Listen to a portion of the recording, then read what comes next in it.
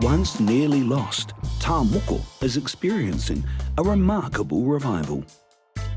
So in 20 years' time, what does success look like? The face of Aotearoa will be fully tattooed.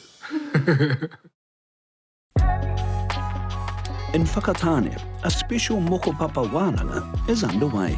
Te whiwhiarangi ki te whiwhi ai waho ki te rawe ai waho puberty mai waho tāwhia mai waho.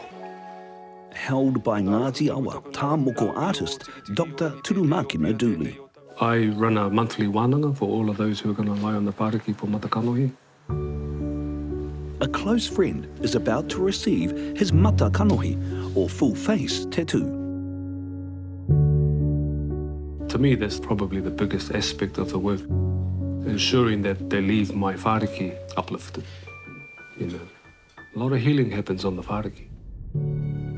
Over the last 30 years, Turumakina has earned a reputation as a tohunga, an expert. What is it like to hear people describe you now as a tohunga tā moko?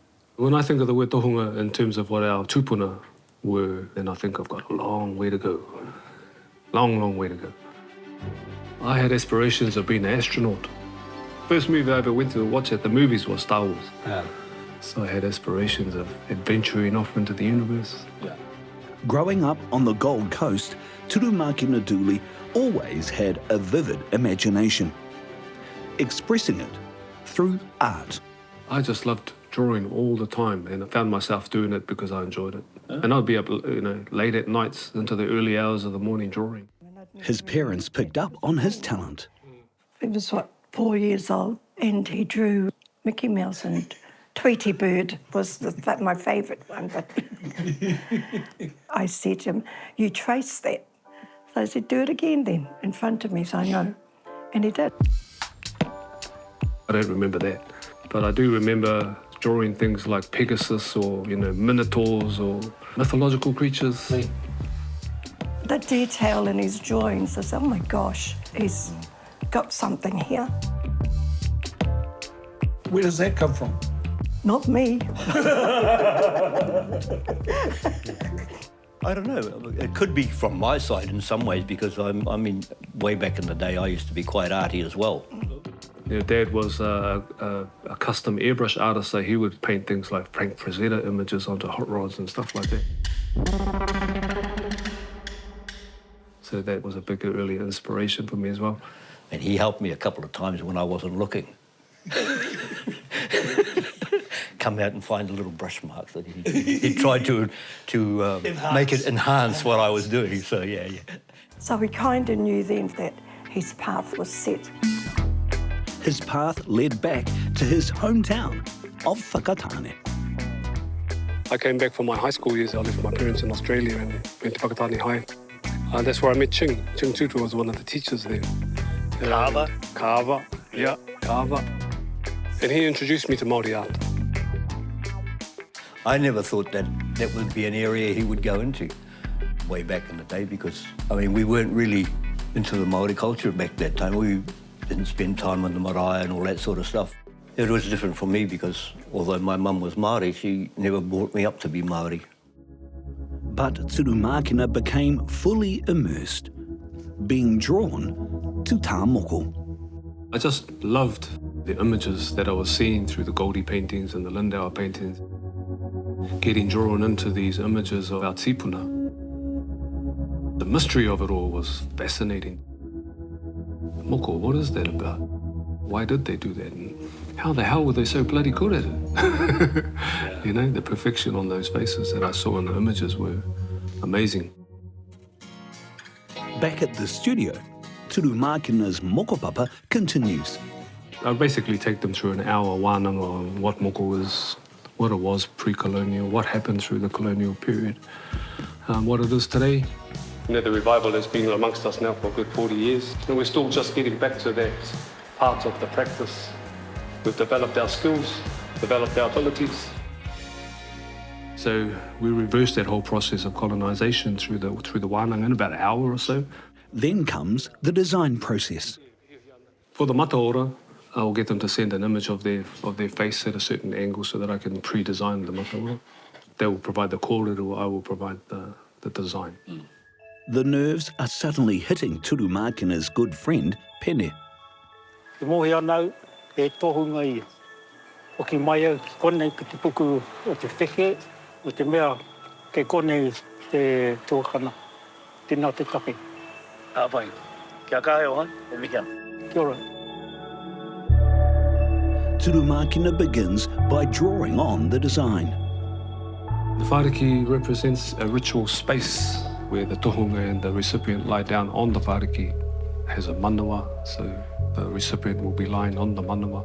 At the pai roa, that's just the embellished edge of the whāriki, who are the supporters of your recipient, sit beside the mat.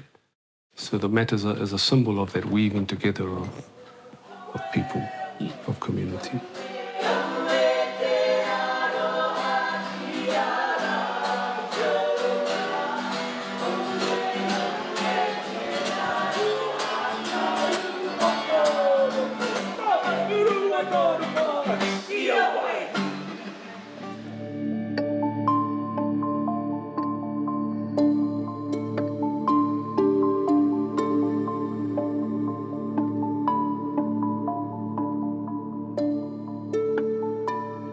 Tūhoe activist and artist Tameiti is a mentor for Turumakina. E tana torono nui ai mo e ni mai. Tīpana mataora, mahara nau I tō tana tīmata tana. Tame has seen the shifting attitudes towards mataora. E tia tahira, ka ki te mai rā tei te kano I tīpana pēne, ai, koe hoki wera ke hua. E nā e nei, he tana tahari te whai pāre mata. E mau mataora, e mea nui tērā. Coming up, traditional rituals brought back to life. There's something about having to endure pain, especially at the age of around puberty.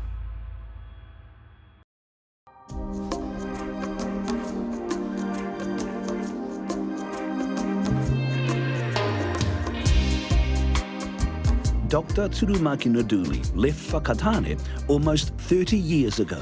Would have been hard to leave. Oh, not as a young person. You know, you wanted to get out and see the world and experience the big city lights. And then got involved with the cultural groups and that took us all over the world. I went everywhere, hooked up with Island Breeze and that took us all over the place. And when I started doing moko, well, the world became an oyster then. I just was able to travel wherever I wanted. But last year, he moved home full-time with his whānau from Australia. It took me 5 years to convince my wife to consider moving back to Whakatāne.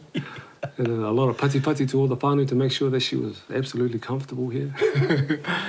They're living on their papakainga at Te Pāroa. Have a good day. Yeah. With Nan and Koro. They prefer here than Australia, so that was awesome. It's cool, eh? Oh, yeah, it's a relief. Big relief. It definitely tugs at the heartstrings when the kids are smiling and happy and coming home with, you know, smiles on their faces. The move home was driven by his PhD research at Te Wānanga or Awanuiārangi. At the end of the day, the thesis came to completion, and in order to make that thesis become a reality, I have to come home, put it into practice. His thesis focused on how moko traditionally marked different milestones in life. Moko was traditionally and rites of passage. Females get initiated through life, giving birth, menstruation. Life initiates them. Whereas males have to go through these feats of endeavour and epic pain and all this kind of stuff to match what they go through and giving birth, really. So when should young Māori men get their mataora? At the same time as young wahine receiving their kauai, beginning at puberty. Wow. Coming of age. And it'll be something small, even just the pornian, yeah. Open circles on the nose, perhaps, at puberty. There's something about having to endure pain, especially at the age of around puberty, where you have to leave your childish thinking behind and step up into the responsibility of meeting life head on. Life's not easy. It's not supposed to be easy either. Do you think that's a crucial element that's missing with a lot of young Māori men today? Totally. And it's an element that I think the gangs provide in a much more chaotic way. And then at 21, what should happen with young Māori men? What happens then? Because, you know, the contemporary thing is 21, have a 21st, massive 21st, drink a yardie. Yeah. And that's almost seen as a rite of passage. Well, it is a kind of a real dumb rite of passage.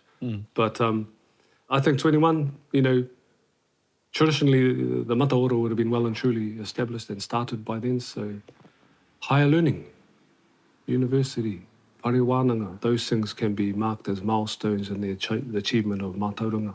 So in 20 years' time, what does success look like? The face of Aotearoa will be fully tattooed. I know our tupuna even put moko kanohi on our Pākehā, and I know that at this stage in the revival of moko, a lot of our people are saying, "No, this is just for us." Pai tēnā. And I think if there's people within the community that have really served the Māori community but have Pākehā, and the community and the elders are saying, look, they deserve it. It makes them one of us. It adds toa to the ranks. I'm down with that. Yeah. The ceremonial sites, for want of a better way of putting it, traditional sites where those things occurred. That's also a big part of your mahi today. Why? Oh, just to really reconnect with those waihi tapu that were used for that mahi in traditional times. This includes here at Pōhaturoa in Whakatāne, a place of historical importance for Ngāti Awa. The rock is also a dedicated memorial for soldiers killed in World War I. Pōhaturoa, Pōhaturoa tēnei. the long stone. The long stone. What happened here at Pōhaturoa? So the actual cave was called Te Arikira. Pōhaturoa is the whole rock. This is where they used to perform moko, where they used to perform tohi, rites of passage. The details of those rites of passage are long gone. You know, I can't find any information on them, but this is where it was done. What would you like to see happen here at Pōhaturoa? I was talking to Joe Harawira about building a tuahu here to restore the rituals of rites of passage. That just flowed out of my thesis. And so he was pretty keen on that as well. So hopefully in the future I'd like to set up some kind of ahi, or even if it's a light or something like a beacon, to make a statement to the community that the rites of passage has returned to Ngāti Awa. Last year, Turumakina graduated with his doctorate. It's fantastic that my kids have this word in their vocabulary now, doctoral thesis. They know what that is, what it's about. They've seen it in front of their eyes. Is he the first doctor in the fam? Yes, he is, and my whānau he is. Yeah. It's cool, eh? Yeah, it's cool. At graduation, he gave a powerful valedictory speech. We endured the epic journey of academic achievement and now carry the responsibility of actualising our visions and our achievements into our communities. My son is quiet and he doesn't like public speaking much, but I think he did really well on that day. It was awesome. The main message was we have the means and the ability to lead our people into the future. The vision will only stifle that. So let's just move forward and make it happen. Nothing complicated about it, really. And he's not afraid to confront the division. The political stage at the moment is highly volatile, and I think it needs to come to a place where we get to that precipice of destruction before humanity are going to think, oh, gee, we better do something about this before it's too late. And I see that most humans on this planet are good people. Some are suffering, some have issues because of systems of control and all of that kind of stuff, but most people just want to get on with life and flourish. At the studio, Dr. Turumakina Duley is coming to the end of a long day.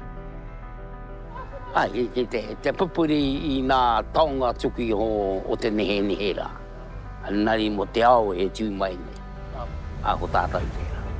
Whakakotahi, whakaako, te amorangi ki mua, te hāpai o ki muri. You just got to do what needs to be done, and hopefully people see the value in it and support it and jump up beside you and keep walking.